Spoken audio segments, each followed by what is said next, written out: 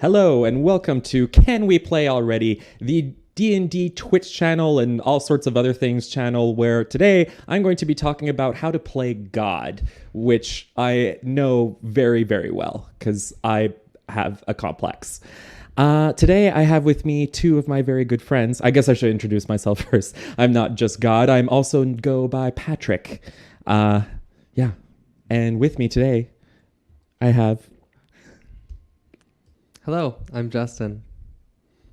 And Justin, you are a player in our little Ravnica adventure.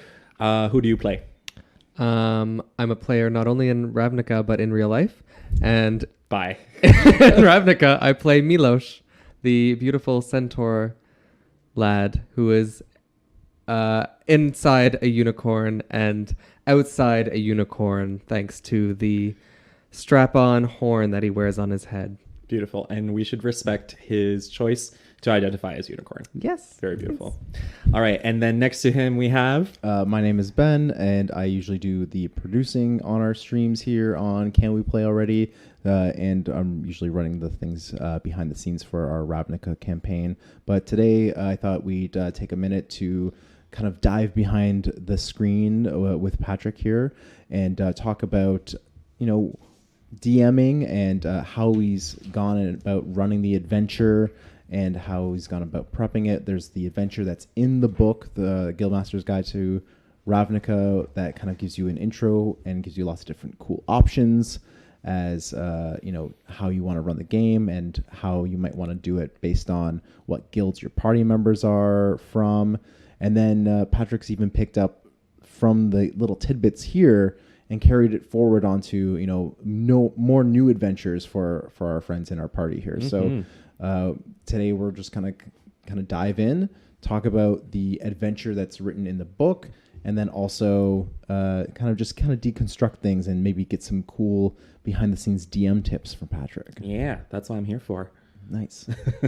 So we are going to be talking first about the pre-made adventure that is in Guildmasters, and that is called KRENKO'S Way. So if you can see here, this is KRENKO here. Look at his beautiful toothy grin. And basically the first few pages just describes a little bit of lore, describes who KRENKO is. If you played a lot of Magic the Gathering, you might know more about him, might know more about the lore of Ravnica and about this goblin boss in particular. So you can read up on that for the first few pages. And then it goes into how the adventures actually run. But before I go into that, I'm going to point you to this table over here on the right-hand side. This basically describes who KRENKO'S patron is. So KRENKO is a mob boss, so he's a goblin who isn't affiliated with any of the 10 guilds of Ravnica, but that doesn't mean that the guilds don't try and influence the guildless, in fact, quite a bit. So KRENKO, if you wanted to take this one-off adventure and kind of grow from it and take it into a different direction, you can put certain hooks, certain adventure hooks into the first adventure, and this is one of them. So if you want that KRENKO didn't just spring himself or had his own lackeys spring him, you can actually roll on this table, or you can choose one that you like, and you can have them be KRENKO'S patron who's actually been helping him behind the scenes. So Justin, yes, you are playing in this adventure. What's your character's name again? Milos. Milos. And what is Milos? Is he a tiny little human like you, or he's a unicorn? Thank you. Or at least that's how he feels on the inside, and on the outside he looks like a centaur, but he has a horn that he wears that he got from the dollar store strapped on over his head that looks like a unicorn horn. So he identifies as unicorn. He identifies as a unicorn. Okay, great. Well, we respect his choice. Good. So what guild is Milos a part of? He is a part of the Selesnya Guild, who are basically the hippie flower people who are all about peace and love and unity. But also they have a huge army and they have a huge army, and they're also like very culty. But we'll only use the army to help people see that this is the guild you should to get them probably to join. eat organic. Yeah. And to get them to stop vaccinating their kids. Yes, Yeah. exactly. We're looking out for the planet and to put an end to autism, I guess. Oh my God. Yeah, Jenny McCarthy is actually the Guildmaster of the Selesnya Conclave. Yeah. It's true. It's in the book. Thanks, Jenny. So so while you were playing this adventure, maybe the player Milosh might not have noticed because I know his intelligence is not very high. Yeah, But -1. But Justin, the person, did you maybe pick up on any sort of little hints that I put in there when you were playing the first adventure that might have given off a tip on who KRENKO'S patron might be? If you didn't, that's okay. It's very subtle. Justin, the person I feel should know, but even he doesn't. Okay. And he missed those Easter eggs. So the only real hint that I gave was at the very beginning of the adventure. So if you kind of turn the page here, it talks about starting the adventure. Every time that you see a paragraph that is kind of in this blue underlined and has these 2 lines on the side, that's basically like narrative that you say directly to the players. So once I read those to you and then kind of set the scene, you were talking to Nasius, who is this Vidalcan guy, and he works for the office of the Guild Pack, and he's telling you that, oh, this prisoner escaped, blah, blah, blah. And the only thing that they know on how he escaped is that there was this mist that came around and people's memories were altered. Their minds got a little foggy. Who else do we got? So from that, which guild do you think might have...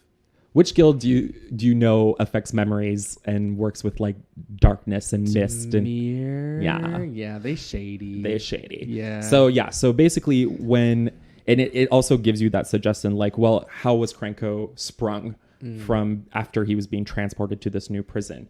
And depending on which guild you choose, it will change how you describe he was like sprung out of his imprisonment. Yeah.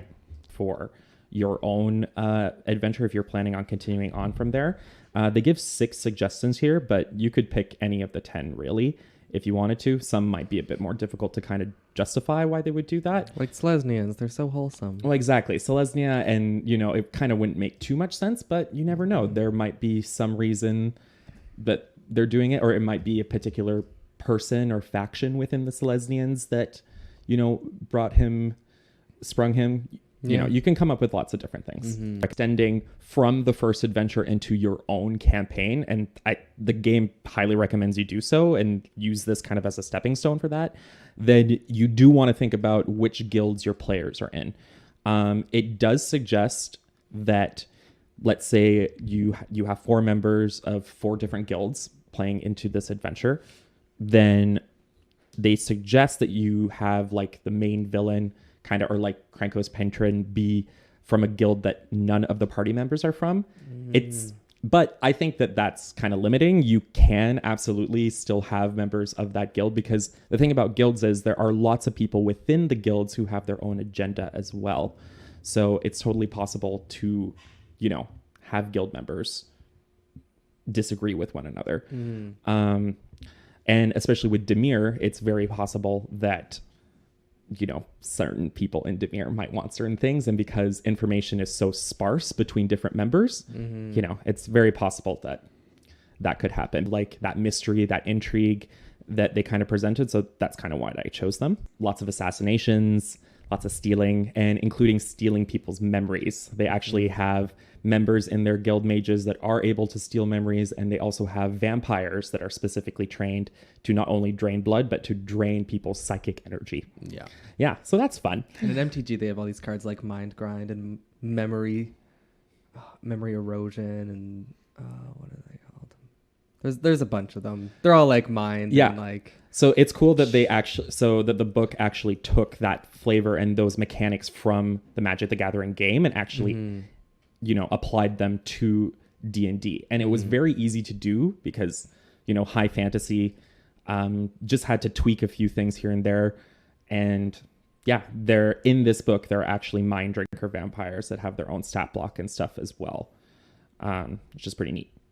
Very different from the vampires if you have the monster manual, So just the first monster manual that came out for 5th edition, they're totally different from those vampires. Our stream's already fucked. I just added this new camera for the wide shot, and I forgot to add the audio input. So thanks to Porto for pointing out that the audio keeps dropping when we went to this shot. That's my brother. Thanks for tuning in. Hi. So yes, thanks for pointing that out. And now I should have added the audio input to this channel. So yeah, we'll see how this goes. I'm gonna edit this stream maybe later, and we'll have to cut out all of us. Great. Yeah, excellent. Honestly, I love attention, so I'm fine with that. Who cares about you two? You're just here to listen to me. Luckily, we haven't done anything important yet, right? Not really. I just described how I chose which guild was KRENKO'S patron in the very first adventure of Guildmaster's Guide to Ravnica. So I chose Demir, but you can choose any one of them, depending on your party makeup and what you're planning on doing if you want to extend the adventure. Now, kind of just a few more pages here into the adventure. It also gives you a really cool timeline of events. So depending how much time the party takes to accomplish certain tasks, things that KRENKO is doing since he's been freed keep happening in real time, or game time rather. So Justin, you guys went, and basically as soon as you found out the information that was, that KRENKO was sprung, you went to go look for some information, listen to some gossip and stuff like that. And then you ended up going to the sewers where you heard that, maybe there was a goblin there that had kind of opened up one of the hatches and found his way into the sewers themselves. Yeah. So that's where you guys went. But that was just one possibility that you could have done. Ooh. So there are actually, and it describes to you different things that you could have done as well. So if you had gone, so the sewers at Plaza West, this part of the book, this is what you guys chose to do. Oh yeah, which we specifically did that because there was one person, the Golgari, gross Golgari dude, chick, lady, exactly, person. One of your party members is Golgari, and she's like, I know the sewers, this is fine. Yeah. And not impressed. No. But you did it. We did it. And it worked. We got through. Exactly. But you could have also gone to Tin Street and tried to find more about Faelish.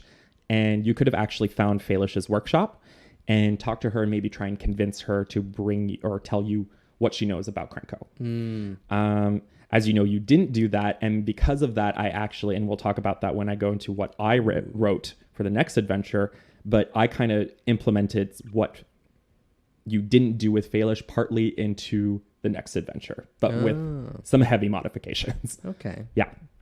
Yeah. And then when you're in the sewers, it also has this sewer encounter.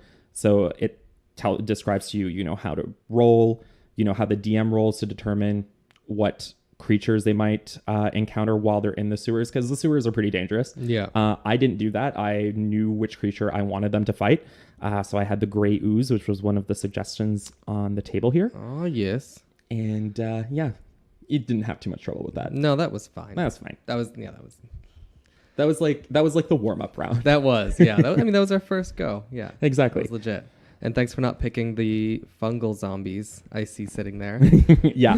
Sounds gross. Yeah, because the Golgari control quite a bit of the Undercity, and the sewers and the Golgari are all about death and life and it being one seamless continuum. They tend to use fungi as a medium to reanimate the dead, which I think is super cool flavor-wise, but yeah, super gross. I mean, unless you're into that. No, not yet. No. We'll see. No. We'll change Not it. my kind of mushrooms. God, I hate you. And then there's just one that if you had kept just asking around for rumors, just kind of, kept following the rumor mill, eventually you would have found rumors pointing to where KRENKO'S hiding or potentially hiding. But I thought that was kind of boring because it's basically just rolling and maybe a few character interactions, but right, yeah, nothing really substantial, and it doesn't describe it too much here. It just gives you suggestions on certain rumors that you could have found, but they all have to do with KRENKO and Faelish or just the gangs in general. Yeah. And I just pointed you directly to the sewer one because I thought that was more fun. I like getting into fights. I'm glad you did. Yeah, yeah, exactly. And fights can be fun. Yeah. I like a balance. Why would I metagame like building my character to be good for combat if I'm not going to fight anything? Well, a lot of D&D, so certain different tabletop RPGs are more tailored to other things besides combat, but definitely the classes in D&D definitely tend to skew a bit more towards combat. Obviously, you can do a lot more, but combat is always going to be, I think, an important part. Oh, yes. Anyways, and so you guys did that. Didn't have any problem with that. And you were pretty good with the schedule. If we kind of followed down, so in the early morning of day 1, Krenko escapes.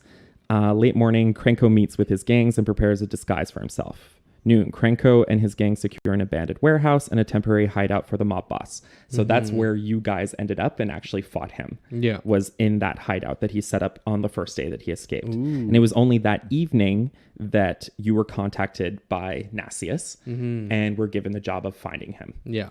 And then you guys went into the late evening and it was the next day. And was it the next? And then I think you decided to go on a long rest, or did you do the long rest after you fought the goblins? I feel like it was.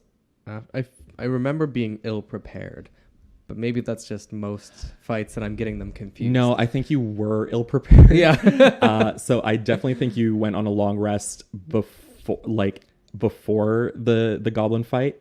Just like after the sewers. Yeah. And then you fought a bunch of goblins and then you're like, okay, let's go get Krenko. And you're all like, but we're so hurt. And maybe someone didn't have to die if I had another spell slot. I don't know. Like, well, I guess we'll never know. we'll never know. One of life's great mysteries. Yeah. Yeah. So that's what you guys decided. But I mean, it's kind of, so because of that, there was a bit of time that elapsed that affected the timeline that's described here.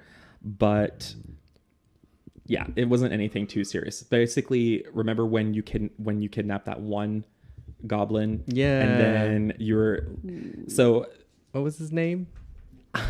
No, Tweak was Steve's name. Poor Steve. Oh, man. I cannot remember. He came up you again, know what? too. Not...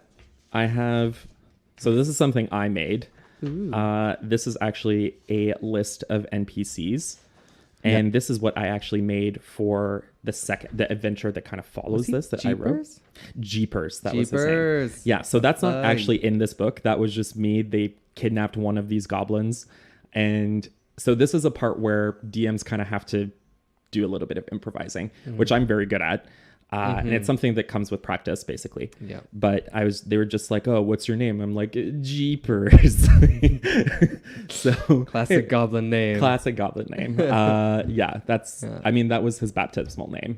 So it was pretty important.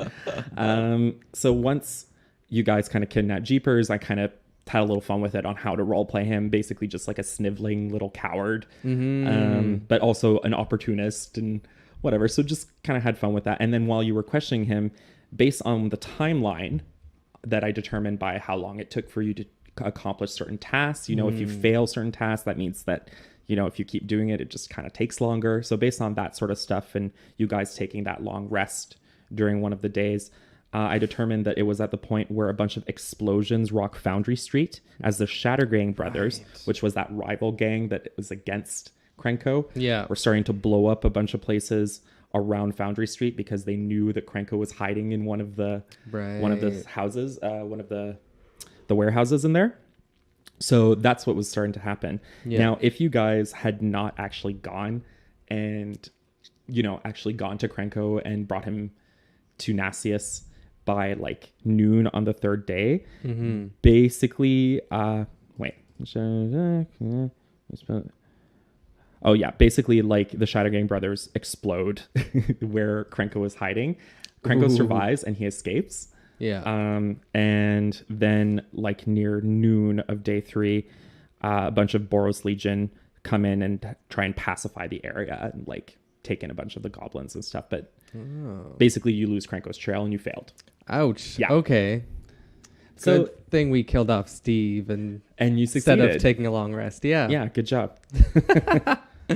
Yeah. So How is it seeing sort of behind the scenes, Justin, as having played the adventure, but now finding out, maybe what you might have been able to do instead? I didn't even realize as a DM you get that kind of breakdown for pre-made things. Like that kind of specific thing? Doesn't always. In fact, No. there are a lot of pre-made adventures that definitely don't. It's a lot more like a video game RPG. It's like, yeah, you'll get around to it. Do as many side quests as you like. Right. But this one, it specifically That gave one this had it. timeline, which I actually quite enjoyed. Because Yeah. it kind of made it, the stakes were a little bit higher and kind of put the pressure on you guys.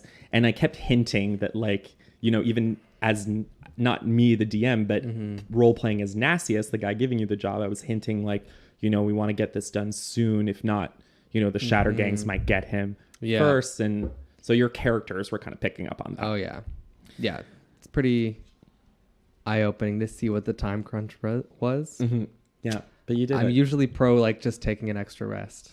Like, I always yeah. play casters, and I always want my spell slots back. Yeah, exactly. And depending on how you play, that you might be able to do that without very many consequences. So it's kind of fun that it's like, no, you have to think about it more.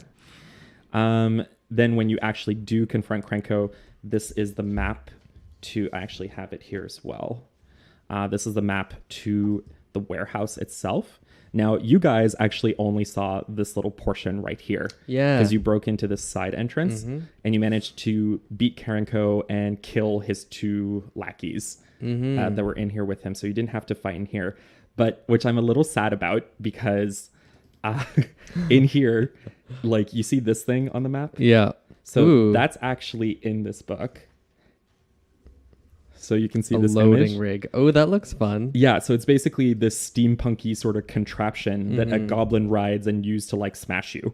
I think we would have all died. Well, no, because you could also have tried to, like, climb in and use it yourself. Oh, which would have been fun. I probably couldn't. It probably isn't working on people with Horse legs. Hooves. Yeah, 4 hooves. 4 hooves. Instead of 2 feet. Sorry. It's Oh. racist design. Yeah. Isn't it, though? Yeah, it's a little bit. Isn't. Is it? Yeah. Yeah. I had to. I wish the other names were as good for puns. I know, right? Well, we'll come up with something. Yeah. Write some puns in the Yeah. in the chat. if Maybe you can some think really of- gruel puns. Like cool ones. But gruel ones. That was I grueling. I was going to say great, and then I said gruel. That's like cool. Cool and great. So I said gruel. Yeah. So that was basically it. Now, how you ended the adventure? This is something that was really fun. Is you guys went and I also dropped a lot of hints about this. Krenko was telling you, don't trust Nassius. Don't trust Nassius. Like, he's shady. Whatever. And your characters are, and I'm sure you as the players are kind of starting to pick up on that. Oh, yeah. He keeps telling you to meet him in these really remote locations instead of, in an Azorius, like, prison or, with the Boros Legion or just at the office of the Guild Pack. He's like, meet me in the middle of nowhere where there's an abandoned grain mill. And y'all are like, okay. Yeah. Yeah. And it's very, don't tell anyone, don't ask questions. Yeah, don't ask Krenko any Do as I questions. That's say. not your job. Just bring him to me. I'll take care of the rest. Yeah. And then there's a list of when you get Krenko of like things that he's going to try and say to you and try and convince you to not bring him into Nassius. Gives you a bunch of suggestions for that. The handoff, it describes to you exactly how Nassius behaves and what his demeanor is. It's very detailed about that. And it also tells you that so you saw that he had 2 humans in big guards, very burly men in Azorius colors on either side of him. What you didn't know is there were actually 6 Azorius soldiers that were hidden all around the area in the ruins and in the the brush and the foliage that was starting to regrow into the area too. In case we stepped out of line, I guess. Exactly. Yeah. So he was well armed. Yeah. I wouldn't trust any Azorius anyway. It's fine. They're pretty shady. Yeah. In the first Ravnica set, the Azorius were like the main bad guys at the end. Like one of the hierarch of the Azorius. He was the main bad guy. Oh. If you ever read the books, they're not great, honestly. The first set of books. The second time that you see Ravnica, the story's a lot more interesting, I think. But the first set. It's kind of like a lot of plot holes here. Yeah. The coolest part about Ravnica is sort of the guilds, and the whole idea of the 10 guilds is that they have 2 of the 5 colors of magic each, and then those combinations kind of inform a different philosophical view. Exactly. And so it's kind of like a Briggs-Myers test or something. You know, which guild do you fit into? What do you identify with? You know, what kind of flavors are you picking up? Definitely. So it's a lot of fun that way. Because so you know, in D&D there's the alignment chart, right? So you know, you can still use the alignment chart very well using the guilds of Ravnica. And you know, if you're part of the Azorius, most likely you're going to be lawful neutral or lawful good. And there might be a few lawful evil, but you're pretty much always going to be lawful. Yeah. Because whole thing. that's their whole shtick, right? If you're going to be Rakdos, you're going to be chaotic evil or chaotic neutral. Like that's pretty much the two you're going to be. Yeah. But the great thing about this too, as like this whole setting, is Ravnica kind of blurs the lines between good and evil. It's like they're not really any good people. They're just varying philosophies on how they view how the world should be run. Yeah. So I think that's fun. It's kind of like 10 different religions. Very much more or so. less. Yeah, very much so. Now, one of the last things it tells you is Nassius, his patron. So Nassius, he works for the Office of the Guild Pact, which are supposed to stay neutral in all matters that revolve the guilds, right? But if you want, as the DM, you can actually choose a patron for him. So someone who's kind of influencing him behind the scenes, trying to make him do this kind of weird, shady stuff. Or you can choose to not use any of these, and maybe it's just Nassius himself has his own agenda. You know, that's something you can choose to do. And then the end, it just gives you suggestions on, okay, where do you go from here? How do you set up a new adventure? You know, is this the end? Is this just going to be that one-off that you completed and that's it? And clearly that's not what we did. We decided to stick around. I liked the characters that you guys made. Yeah. And I liked the setting, and I wanted to follow it more. So that's what I did. Cool. Yeah, what's left of the characters, right? Yikes. Wah, wah. He's been replaced. It's fine. Yeah, so we did continue on, and we got a new player in there who's playing a Selesnian. Yeah, it's another one buddy from but- Selesnia. Yeah, so good friends, childhood friends, I would say. We're besties, yeah. Yeah, with Milosh. He's my best friend. And even that, maybe because he's your best friend, you're kind of blind to maybe some other affiliations he might be with. I don't know what you're talking about. What? He can do no wrong. There's that subterfuge guild again, the Demir, making their sort of presence known in secret. Yeah. And that's another fun thing too for Jace, who's playing that character, is able to kind of have a little bit of that side plot going on, a little bit of extra mystery. So there's something for everyone when you have these different guilds, and you can kind of like engage in your particular play style too. Yeah, I was very excited when Jace. So after Steve died, and I wanted to continue on with the adventure, Steve said that he was cool letting someone else, instead of rolling a new character, letting someone else give it a try. And so, when Jace came to me and he suggested that he wanted to play someone in Demir, I was pretty excited. I was like, well, you know what? I'm thinking Demir might have a hand in KRENKO'S escape and, might be trying to manipulate things. And I think it would be cool if a low-ranked Demir agent who doesn't really know what's going on and doesn't understand why he's getting certain orders, because the Demir they're not about explaining to their underlings what you're doing. It's just do it, because it's none of your business. Because the more they know, if they get caught, that means that the more the Demir is exposed and, Sounds like a great plot tool for the DM, even to just kind of seed in different, you have a secret assignment to kind of move the plot along, stuff like that. It was pretty fun. So I was excited about that. And then, since he was in the Selesnya Conclave, I thought it would be fun if his character kind of had a connection with Milosh. And these are things that you as a player can think of as how does my character fit into the world of Ravnica? And then it's something that you discuss with the DM, and together you come up with an idea on how the character is connected to everything, right? So that's what we did, and I think it went pretty well. I think so. Yeah.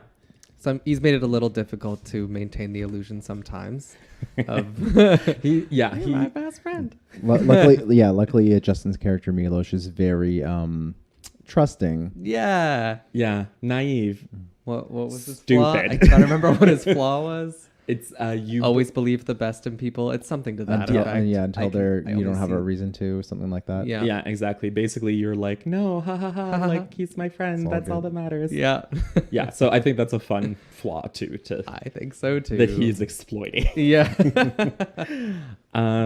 Yeah. So from there, I went about creating my own little adventure that follows KRENKO'S way and kind of builds off of that. Yeah, so before we kind of get into the new material that you wrote, Patrick has been DMing for us for quite a while. We've had the privilege of being players with him.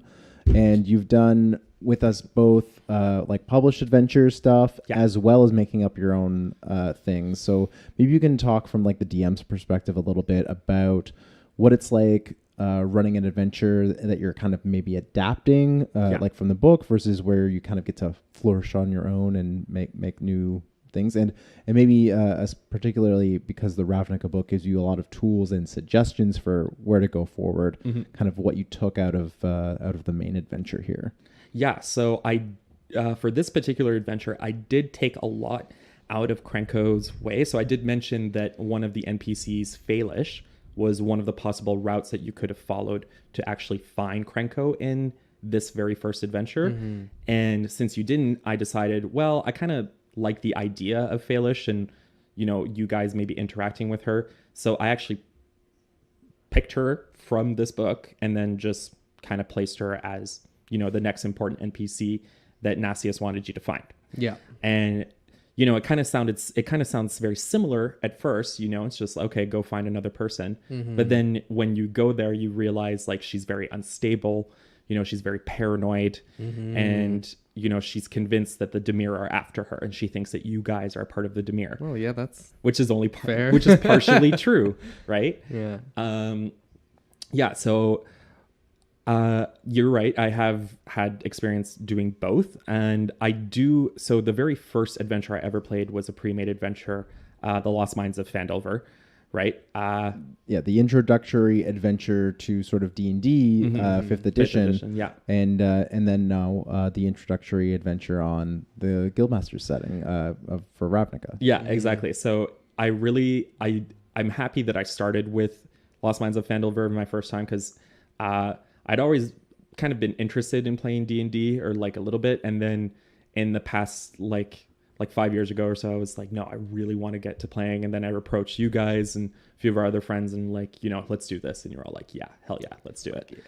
Hell yeah. Hell yeah. And we never looked back. Now it's our whole life. Exactly. We're obsessed. No, it's everything. Yeah. So running that adventure was really fun because it's really, really easy. Same as this one. I think this one is maybe a little bit more challenging because there's a lot more like variation in how the plot might work. Whereas The Lost Mines of Phandelver, it's very structured. You know, there are, different paths that can be taken depending on the choices that the characters make. But more or less, it's pretty much the same path. And there's not that much variation. It's just like, oh, if your characters do this, this is what happens. Yeah. Whereas like this one, it's like, okay, kind of have to pick a few things yourself and where you're going and which guilds are affiliated and whatnot. Yeah. Now I have written adventures from scratch as well, and it's a lot of fun. It's a great exercise in writing, just having that creative freedom, and I really enjoy it, but it is a lot of work. So kind of having a book like this and a setting that is already well established makes it a lot easier. And it's a really interesting setting. So, you know, it still makes it a lot of fun. And so I kind of like that balance as well, that I can still make an adventure pretty much however I want, but this kind of gives me at least some framework on how to build that. There's a lot of interesting lore and facts about the different guilds and how to use them as antagonists or how to use them as allies and stuff like that. there are a few things in the book I wish were more fleshed out. Like there are a lot of things that I went and read about online on the Magic the Gathering website. So I learned a lot more about Krenko, and I actually read the stories about Krenko and what he went through. And you can do that as well if you're interested in DMing something in Ravnica. And from that, you know, I kind of fleshed it out more to build this adventure. Oh, so that's a great tip for, you know, we have an established setting. There's actually lots of cool lore in Ravnica already. So apart from just what's in the book, there are other resources you can kind of draw inspiration from. Yeah. And I didn't know that Krenko was a character outside of the adventure. I thought he was made up for the adventure. No, for example. So actually all of the art that you see here in this book, they're actually all art from the cards. Those are Magic cards. These are all Magic cards. Yeah. So beautifully illustrated. So yeah, no, Krenko is a popular character from the actual game and from the lore. So if you want to learn the lore, just play the cards. And Ravnica's, like, there's new Ravnica sets out now. So yeah. Yes, Ravnica Allegiance is the new thing, and there's a whole new plot and storyline going on there that involves the different planes of existence in the Magic setting. Ravnica is just one plane that exists in the whole multiverse. In the whole multiverse there. And so this particular book, it starts off just after one of the last, I guess, Magic the Gathering card sets plots kind of wrapped up, where there was a big hoo-ha, and Jace Balerion, which is a very popular Magic the Gathering character, who's a planeswalker. He travels through different dimensions, planes, whatever lore thing you want to call it. Pretty much. And he's the living embodiment of the guild pack, which is what holds all the different guilds together in peace. Yeah, in relative peace, but because he is the living guild pack and because he's a planeswalker, he's not always on Ravnica. In fact, he's rarely there. Also, he gets his mind wiped like every few sets. So yeah, he's not stable really. He's either. problematic. He's a problematic guild pack. So like, there's one character. What's her name? Is it Licinia? Is her name Liliana? Not Liliana. Licinia. Nissa? No, she's not a planeswalker. Lavinia. Lavinia the 10th. Yeah. Lavinia. She I really like because she's part of the Azorius, but she also is kind of like Jace's attendant sort of in the office of the guild pack, and kind of like helps him manage the day-to-day stuff of being the guild pack for him. But she's like, oh my god, you're such a dumbass.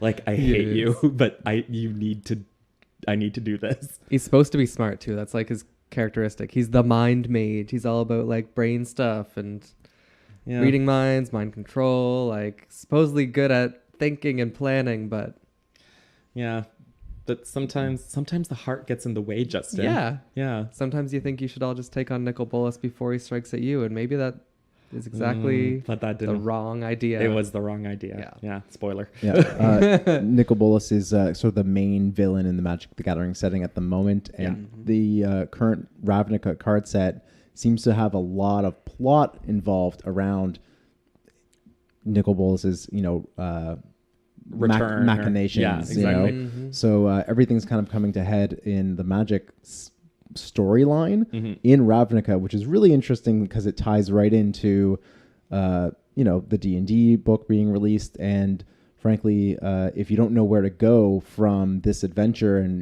maybe some of the other larger plots that might be going on, well, as the Ravnica set comes out and as the Magic story kind of comes along, you might have a whole bunch of inspiration to kind of draw from. I don't know where Patrick thinks he's going to take the campaign, but that's the cool thing about D&D is you've got your source material and there's lots of inspiration you can take, but how it plays out in your world, in your version of the multiverse, could be totally different than maybe the published storylines.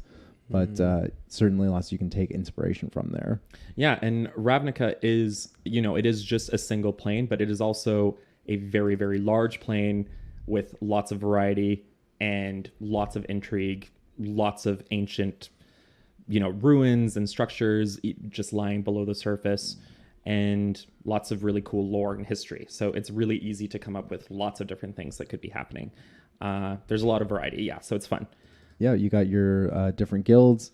Every single guild combination could yield its own story if you really wanted to there. For Yeah, sure. and for this one, at the beginning of this very adventure, it tells you, Krenko is a villain that's in the Ravnica setting, but he's guildless. And that's okay. You can maybe make up your own villain using stuff that's outside of this book, right? They say that's totally fine. Ravnica is such a vast world, and it is connected to the multiverse in a way, so you can bring in pretty much anyone or anything from any other world into this setting and make them part of the setting as well. Yeah, we'll see. The next Magic the Gathering setting might have something to do with the planescape or other planes. They have sort of hinted, though, the next one's going to be a sailing adventure. There's boats or something. Ooh, They've been kind of teasing at that. Cute. With the Didn't they kind of do that in Rivals of Ixalan? Unearthed Kind Arcana. of, but that was more like dinosaurs. I mean, pirates. Oh, you mean the next Dungeons and Dragons? Dungeons and Dragons Yes. setting. Oh. Yeah, They had there's, here are stats for ships. And okay. yeah.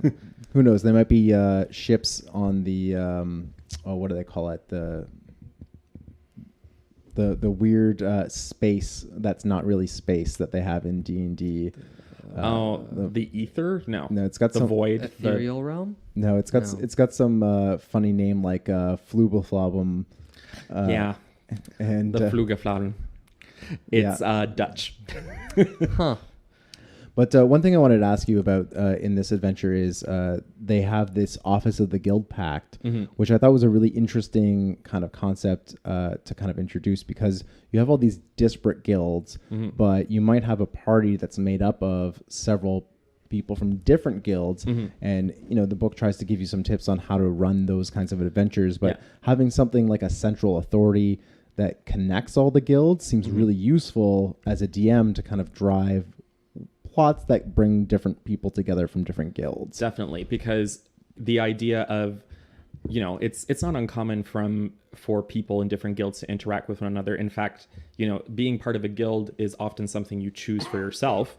So it's not even uncommon for people in the same family, like a mother and child, or, a wife and a husband being together, and both of them are part of a different guild. So it happens. Definitely. But you're right that having the Office of the Guild Pact kind of like an excuse to bring different guild members together to work together towards a common goal. It's really handy. Yeah, I wasn't sure if you had just made that up as a good, plot MacGuffin or... Nope. Yeah, but it was in the Directly book. in the book, yeah. Well, isn't that smart? It is very smart. Yeah, but it's also something that is part of the lore in like the actual setting as well. So... Well done, wizards. Yeah. Shall we get into what I wrote, or? Sure. Unless there's anything else we wanted to sort of touch on in the sort of the adventure as written. So you kind of went over how you took what was there, and then there were certain elements that you didn't get to use just based on what your players ended up doing, and like how you adapted to that situation. Like obviously it gives you that really handy timeline so that you can kind of piece together maybe what happens when, and then just sort of you improv from there, right? Yeah.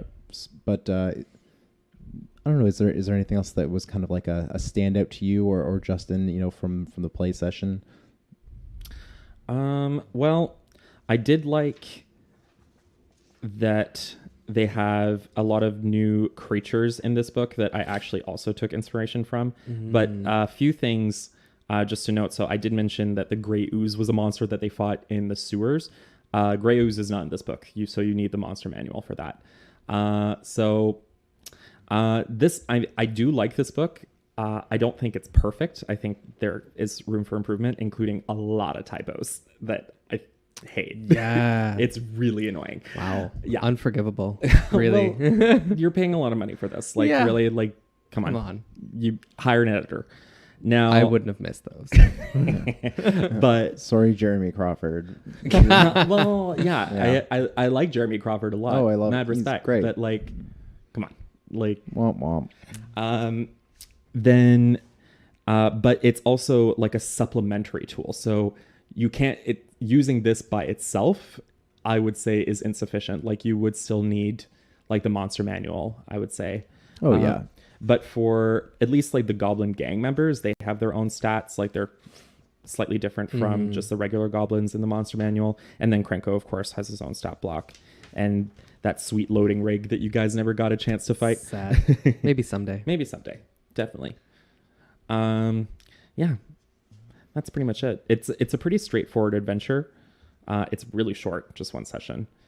Whereas like, you know, the Lost Mines of Phandelver, that can take quite a long time. There are lots of different locations and dungeons and NPCs and stuff like that. Whereas this is pretty clear cut. This is the mission, blah, blah, blah. Yeah, but it's supposed to just be like you're dipping your foot in the water. It's an intro session kind of designed to be a one shot. And then maybe you can talk about like, you know, where we take it from there. So I noticed in the Nasius's patron section, they've got a bunch of different options there, and the Mr. Taz is one of them, and that came up in a later session. So maybe you can talk about sort of where you took the inspiration from the book and then how you're carrying it forward into your own Patrick made up adventure Definitely. style. So Mr. Taz is described in the book as just being kind of this mysterious guy that has given Krenko some jobs.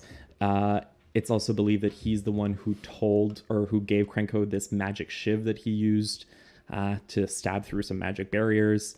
Yeah, stabby stab. And it doesn't give you much information other than that. So it kind of so the book kind of leaves it open to you to maybe use Mr. Taz as another adventure hook, kind of putting him into your next story. So I just decided to take him because I thought he was kind of cool and mysterious. And then I went online, read some more Magic the Gathering lore on the Wizards website, and I actually know who Mr. Taz is. And actually, those of you who play Magic the Gathering, you might know who he is too. I don't know if you know. I don't. Secrets. Don't go read about spoilers. it because spoiler. Oh, shit. Do we know? What do we know? Do we even know a race for him? I can't remember. The only description Taz. you got for him was you found a journal that Falish had. And in the journal, she describes him as like lots of loose skin and definitely not human. Loxodon. Gross. It's a really old Loxodon. elephant man. Yeah. Maybe you'll find out. Could be.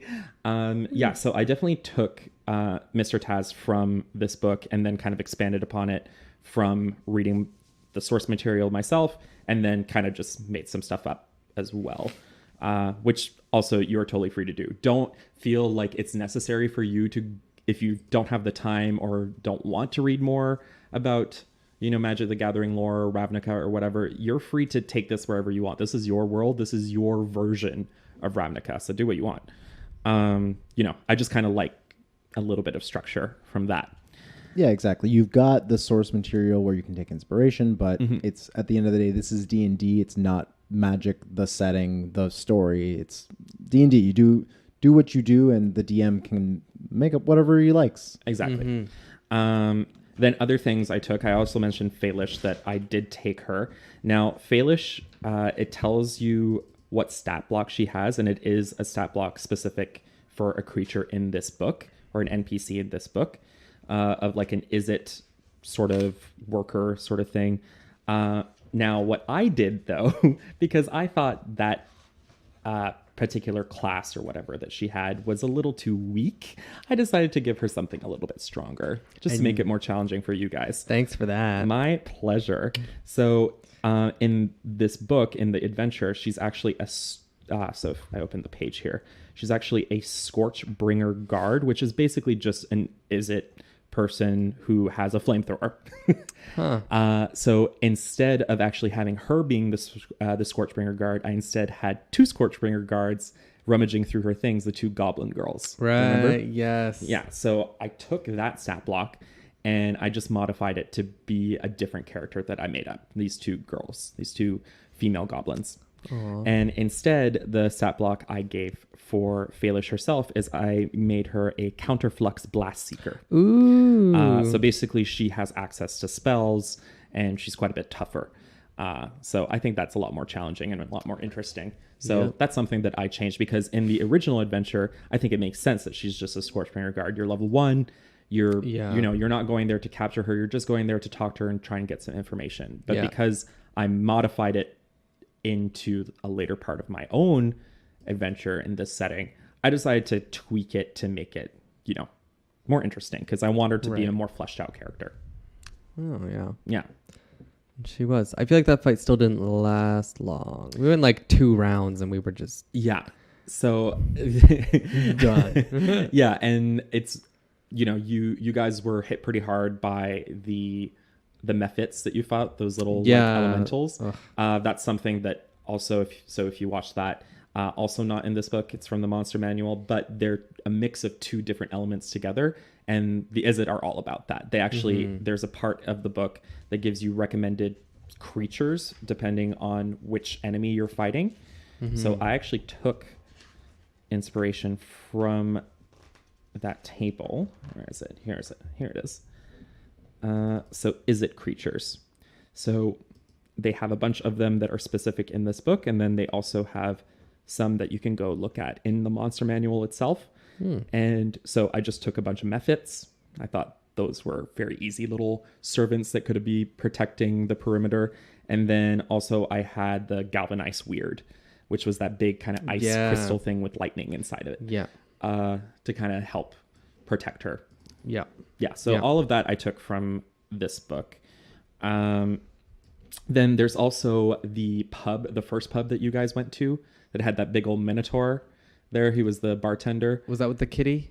That's the second one. Okay, that's which what I thought. That one I made up. Oh, okay. Because I don't know, I like cats, and who doesn't like cats? But Dog people. Bad people who I do not care for. Yeah. But the first pub that you guys went to kind of get some information on perhaps like where Faelish went, you actually just got some information about the goblin girls that you fought. Yeah. And then you found out where their apartment was, and from there, so that stuff I added. Yeah. So these 2 goblins, them kind of knowing about Faelish, because it describes in the book how Faelish, she was part of the Izzet League, but she was kicked out, but she now works as an arms dealer, but she still has connections inside the Izzet League that kind of provide her with supplies. Yeah. So they don't tell you who that is. So I decided, okay, it's these 2 goblins that I made up. Yeah. And then when she kind of booked it, these 2 goblins thought, well, she's not using anymore. Let's rummage through her crap and, try and find stuff. And that's where you found them.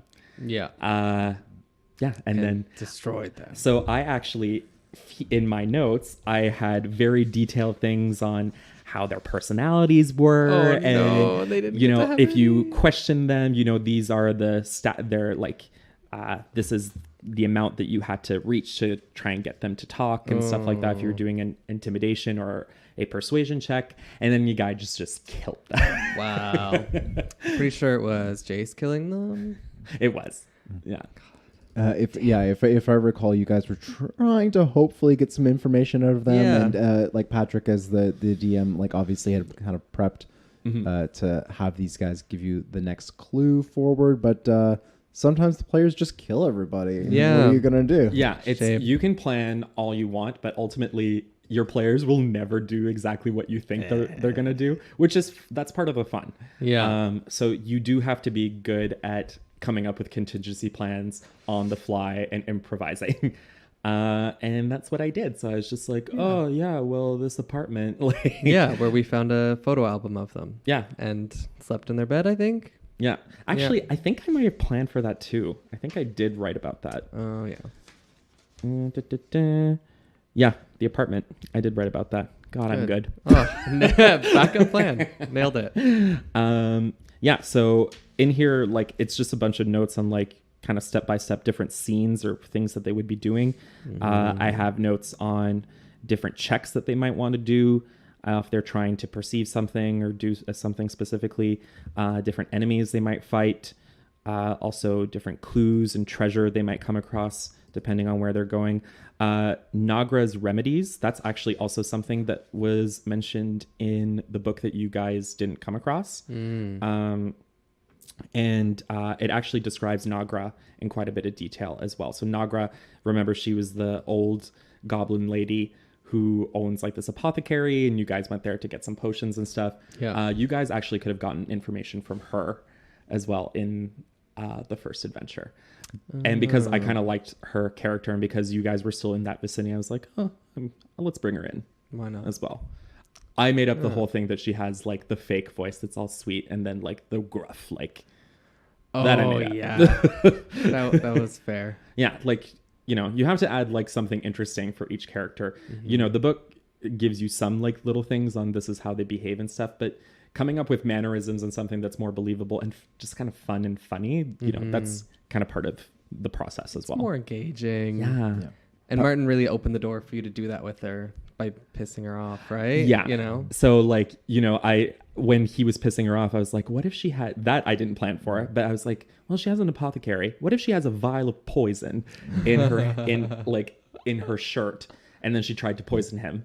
He managed to like move his hand out of the way before that happened, but who knows what would have happened? These are the fun DM tricks, you know, you kind of improv in the moment, right? Yeah, exactly. And so, you know, you just kind of think about the setting, think about the character you're playing, think what would this character do in this particular, you know, this particular situation? So this big burly minotaur is trying to intimidate you and is being a jerk, but you're a sassy goblin lady who works with gangs, and you're not going to take no crap. You don't need no man. Exactly. No. Except Cowman. Jeepers. Yeah, no cowman. Yeah, Patrick in particular, you like to do voices and kind of stuff like that. But you know, for other like new DMs and stuff, you don't always have to do a voice to create the character. Sometimes it's just about a mannerism or an attitude. So, or in this case, kind of came out of the improv where you had sort of a sweet lady who's the apothecary owner behind the counter, but when you piss her off, she's got a bad side too, you know? Yeah. And so different DMs have different strengths. Like when it comes to describing stuff, like, you know, I give like some description. I want everyone to have kind of a clear image of what they're seeing, what they're doing. But like my strength is it's characters. Yep. You know, like that's where I'm best at, and like telling kind of an interesting story from that. Then when it came to you guys actually finding Faelish, that was not at all how I thought it was going to happen. Yeah, and in fact, I'm not even going to reveal what's at the end here because it's spoilers, because you guys haven't technically completed this mission. No. You haven't reported back to Nassius, and so you don't know how he's going to react. Ooh, goody. Yeah. Because we let her go. You did let her go. And which was I think was probably wise, considering, you know, you were just pretty much all knocked out except for Jace. Yeah. So, yeah. But you did manage to get her journal, which I did write all of those entries in here. And maybe I'll post this, like maybe we can post this or something.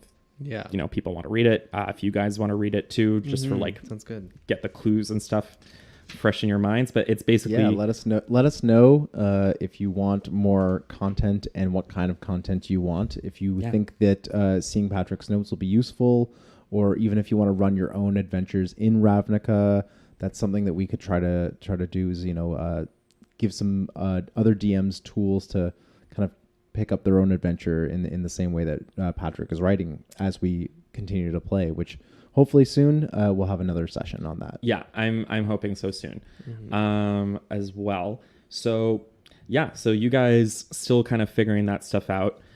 But yeah, it's definitely gone in a way that I didn't plan for, but I think is interesting. So right now I'm in the middle of actually planning what they're doing next. You guys decided that you were going to maybe explore the place that she described in the journal, this kind of old ruin of a mausoleum or you know, a crypt underneath one of the like major parks. Yeah, so you're gonna go back underground.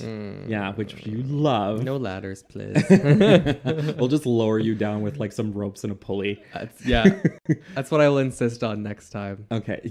I insist on being carried down, or maybe like a feather fall spell. Ooh. Yeah. If only we still had a wizard in our employ. Yikes. Right? But yeah, so I'm actually in the middle of writing because they went into this totally different direction. I was like, great. Like, you never want to tell your player, you can't, and nor should you ever tell your players no. Like, you can't do that. Unless it's something that's like really ridiculous and just like creates something that makes it not fun for anyone. Right. You know, then you kind of put your foot down. You're like, okay, this is getting out of hand. Yeah. But, you know, if the players like, and it makes sense that you guys want to go and explore these ruins. And I put that as an adventure hook for a reason. And you guys were like, okay, let's do that. Why not? And so I'm in the middle of just kind of making that. Sweet. Yeah, so that's a great point for, you know, as a DM, you're not necessarily prepping so far in advance. You have some ideas of different plots and different directions they can go, but because each play session could be so unpredictable because you're improvising with the players, right? So maybe you can talk a little bit about how you're, you know, writing the adventure or prepping them, because that's a great thing when you're writing your own adventure, kind of spurning off of things. You kind of don't have to write a whole book, right? You don't have to write an adventure that lays out like in like this book, where even with the one-off, they gave you so many different options and ways to approach it, because they don't really know how you should play it through with each individual group. And a lot of published adventures, you know, they have a through plot, but you know, there's a certain amount of just kind of setting the scene and letting you know what characters are there, and then letting people kind of sandbox in it. Yeah. So writing and taking this on your own path, you might end up writing a whole book's worth of adventure, but it's really maybe only good for, you know, this group, but it could still be just as valid for other people to get inspiration from. Absolutely, because like I mentioned, even though in the very first adventure, KRENKO'S Way in this book, even though they didn't use all of the material that was written down, I still managed to take a lot of that material and implement it into what they're doing now. So yeah, definitely like what I'm writing, even though that's probably not exactly how it would happen if any other person were to DM with a whole different group of adventurers, you can still take it and tweak it and use it however you want in a way that still makes sense and still have it be really fun. Yeah. But yeah, so maybe we can talk a little bit about how you approached, I guess, breaking it down. Like, what do you do first when you kind of like maybe either read an adventure or kind of go through it? Do you know, maybe do you break down the NPCs first and kind of lay it out that way, or yeah? So for this one, first step in particular, I really focus on the characters, the NPCs, and the player characters. And I also focus a lot on the guilds themselves and just the different relations that the guilds have with one another and with Ravnica society. So I looked a lot and read a lot in this book about that, and kind of did my own reading as well online.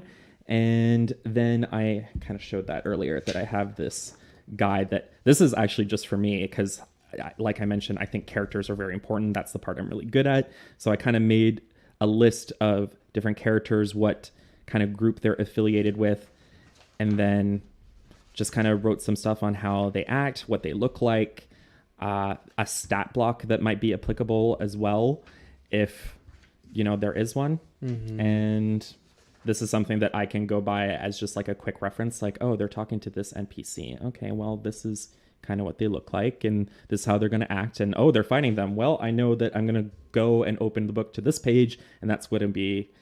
What they're going to fight. So yeah, I definitely focused on that.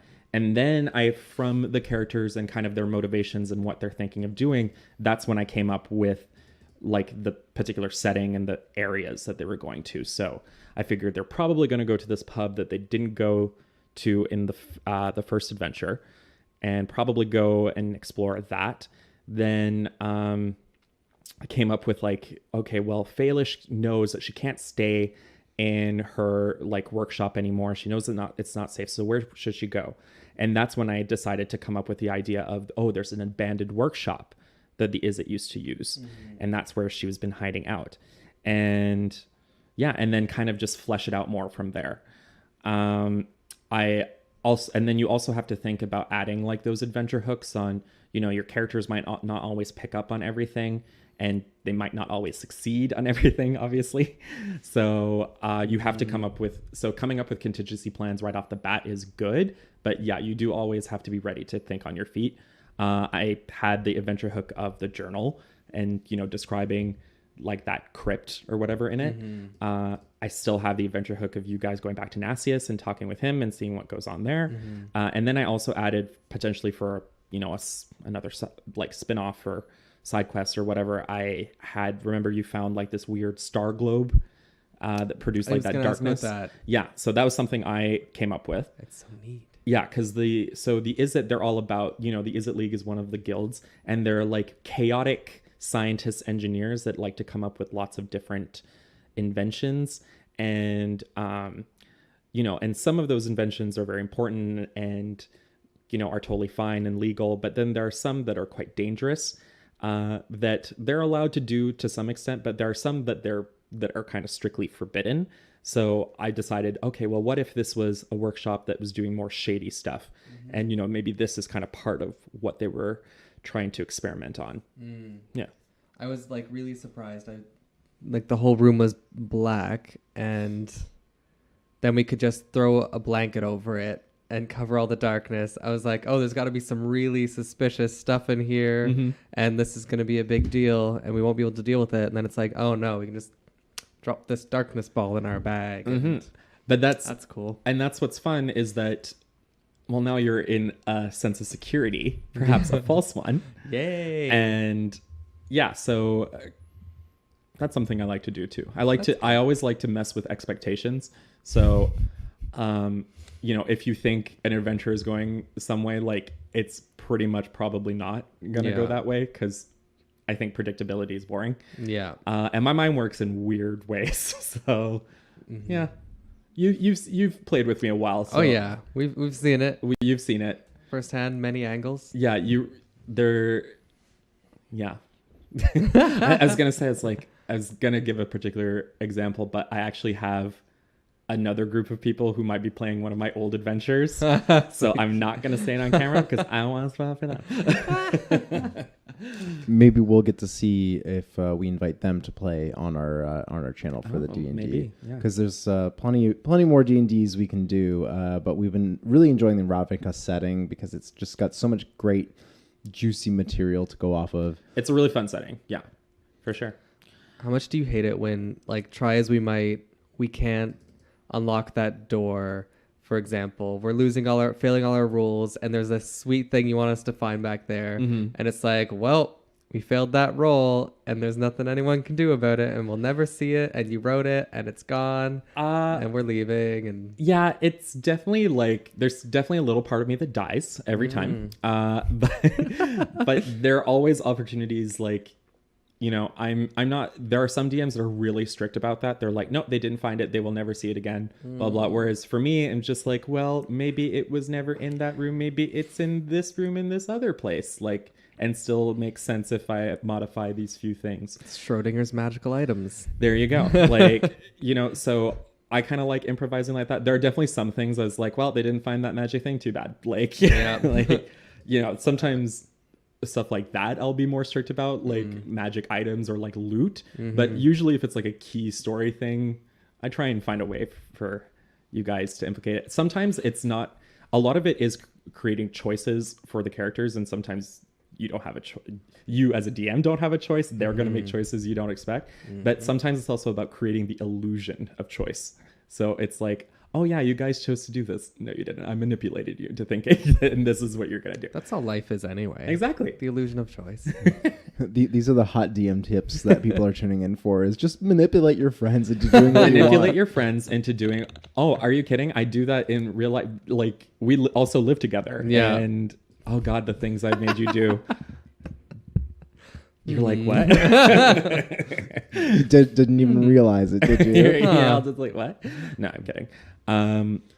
But one of my favorite things, though, about pretty much every single group I think that I've DM'd for, but like you guys in particular, is like, is like, oh, you know, I'll describe a scene and just like, you know, here's some setting pieces or whatever in there. And you guys are like the cat. And you're like, I focus on the cat and that's it. And I'm like, okay, well, shit. Like, I will ask the cat the questions. or like, oh, you know, in this room, there's this beautiful paintings and whatever. I want to see this painting. What's in this painting? Blah, blah. And like, yeah, sometimes maybe there is a clue in the painting, but sometimes it's just painting. Like, and so sometimes that's kind of funny. Just like watching you guys try and figure that out. Us derping around in a room, rolling perception and investigation checks for like every nook and corner, and you're just like, fuck, just there's nothing here, you Yeah. dipshit. And as the DM, you are fully allowed to sometimes just be like, listen. You find a pocket watch, but it's a cheap, shitty pocket watch. Yeah. Won't go for anything. Oh, that happened in the first adventure. Oh, Like, yeah, that you guys were like talking to someone who had a clock shop and just like asking her questions and whatever. And she was just like, because you were asking questions about the magic shiv because you thought maybe the Izzet would know. Izzet don't work with shivs. Their things are way more complicated than shivs. Yeah. But you guys were like asking her a bunch of questions. And I was just like, oh my God, just fucking leave. And that was something I completely made up on the spot. But then Steve wanted to buy one of the clocks, and I was like, okay, sure, but maybe it's a bomb, like as punishment. Yes.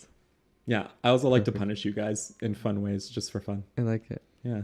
For making too many is it puns. Yeah. Lose like permanently some HP every time. Martin was talking behind the scenes about if he thinks he can get away with it again.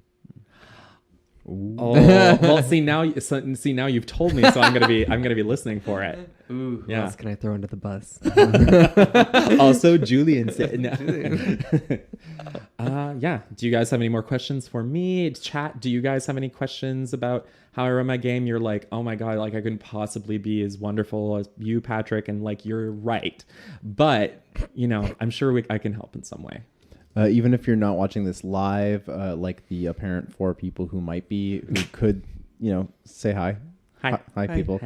Hi. You know, if you're watching this later on Twitch or later on YouTube, feel free to leave a comment, and you know, we'll see what we can do. If you like this kind of content too, like deconstructing the adventure, kind of doing a recap, and then also like sort of seeing, you know, how Patrick goes about prepping, and maybe delve into some more of that, seeing his notes. You gotta let us know. You gotta let us know that this is the stuff you like. I thought it would be a fun, neat idea to kind of do, and get Justin here as for the player's side of things. But you are the people that we're kind of making this for, so let us know if you like it. We do it all for you. It's all for you, Damien. No, you guys never saw that movie? No. Okay, it's about the Antichrist. Doesn't matter. Anyways, I was gonna say something important. Oh yeah, so also like the process I go through is also probably very different than what you might go through if you're DMing for the first time or for the millionth time. I know I've talked to Steve about this. He's been DMing for way longer than I have, and he has a lot of cool experience with it. And I would be interested in watching him do something similar.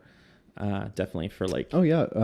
So one of the things that we want to do is a show that's kind of more like a talk show for D&D. We did have another talk show sort of style show specifically targeted at new players.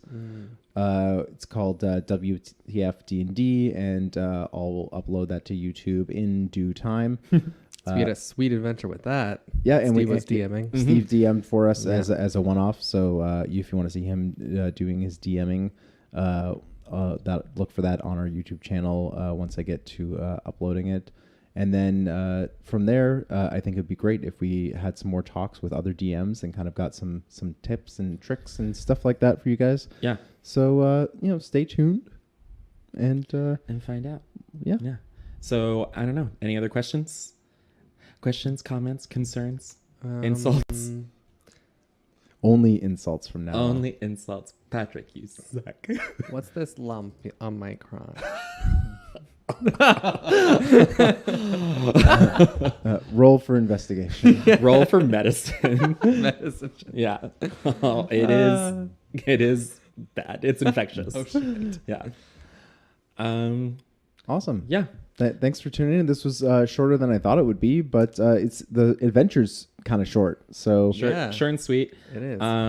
And again, kind of went to some detail about the notes. We might post these as well. Maybe I'll make them look a little bit nicer before I do that. And yeah, but keep tuning in because we're going to be playing again soon with Justin and with the other folks back in Ravnica, and we're going to see how that goes because there's lots more fun intrigue and nonsense I'm sure that's about to happen. Yeah, let's explore the Like, crypt. will the cat become a mainstay character in this series? Probably. Oh, that was We already something tried. I nearly forgot. It was when you were talking about prepping and making characters and how we're dumb and only focus on the wrong things. But sometimes some of the most fun stuff comes out of that. Yeah. And one thing in particular that I really love is Patrick's impression of for plants. Whenever there's a spell in the game that you can speak to animals, but there's also one where you can speak to plants. And whenever we want to ask the plants a question, Patrick has a very nice, Distinct flower voice. yeah. It's because this first came about when Justin's character, again a druid, Former druid. Yes. yeah, Another druid. Yeah, there's a pattern. Yeah. Justin decided he had the spell like speak with plants, and then he did that, and I was like, oh, that's kind of fun, and I just thought like, okay, well, what would a plant talk like? Because they don't have brains, and like, or senses really beyond sensing light and like air and stuff like that and water. So it's like, ooh, hello, and like just yeah, Exactly how I thought a plant should Yes. sound. yeah. It's just Inappropriate. just like so. Anything strange happened recently? Ooh, it's been raining. It's so wet. Like, That plant did help us find a trapdoor. it did. So It did help. that beautiful Yeah. flower. It felt a draft coming from that direction. Yeah, because it was a wise. I think one of them was a wise tree once that you. Oh no, it was a plant in like the Duchess was murdered. and Yeah. you guys found a A plant, plant that, in her room. Yeah, no, it was really fun, and you're right that like, or when Julian's character wanted to talk to like a drunk Vidalkin, and I was like, okay, you want to talk to that drunk Vidalkin? Sure, this is what drunk Vidalkins are like. Oh my And- God, yeah, that guy was great. Yeah, so a lot of the funniest and like most fun stuff comes from stuff that isn't planned. What was his name again? Anal douche or something? Yeah, sure. It doesn't matter. I That's forget if we got him to start a fight or not. well, he punched his buddy, but I don't know. I Just don't for fun, yeah. Just for fun.